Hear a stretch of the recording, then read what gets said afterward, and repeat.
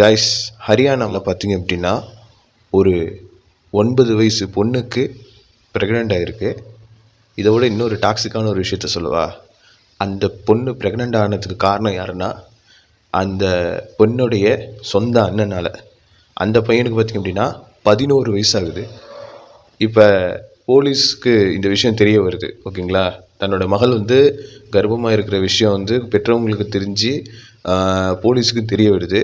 Police என்ன பண்ணுறாங்க அப்படின்னா அந்த 11 வயசு பையனை சிறை தண்டனை கொடுக்கணும் அப்படின்னு முடிவு பண்ணுறாங்க.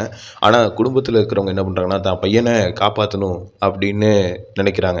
ஆனால் தான் பொண்ணுடைய அந்த விஷயத்த, அந்த வலியை பார்த்திங்க அப்படின்னா அங்கே இது கொண்டாமல் தன்னோட பையனை காப்பாற்றணுங்கிறதுல ரொம்ப முனைப்பாக இருக்கிறாங்க, ஓகேங்களா? இப்போ அந்த பொண்ணுக்கு பார்த்திங்க அப்படின்னா ஒரு சின்ன குழந்தை ஒன்று பிறந்திருக்குது. அந்த சின்ன குழந்தைய கொஞ்சுற மாதிரியான ஒரு காட்சியை பார்க்கும் பொழுது ரொம்பவும் எப்படி சொல்கிறது, இது எந்த மாதிரி நம்ம எடுத்துக்கிறதுன்னு தெரியல, ஓகேங்களா? இது எப்படின்னா இன்டாக்சிசிட்டியுடைய உச்சமாக நான் பார்க்குறேன், ஓகேங்களா? ஒரு டாக்ஸிக்கான ஒரு விஷயத்த எப்படி சொல்கிறது, இதெல்லாம் நம்ம லைஃப்பில் கற்பனை கூட பண்ணி பார்க்க முடியாத சில நிஜங்களை நம்ம பார்க்கும் பொழுது அது எப்படி எடுத்துக்கிறது அப்படிங்கிறது தெரியலை. இதை பற்றி உங்களுடைய கருத்து என்ன அப்படிங்கிறத கமெண்ட்ல லீவ் பண்ணுங்கள்.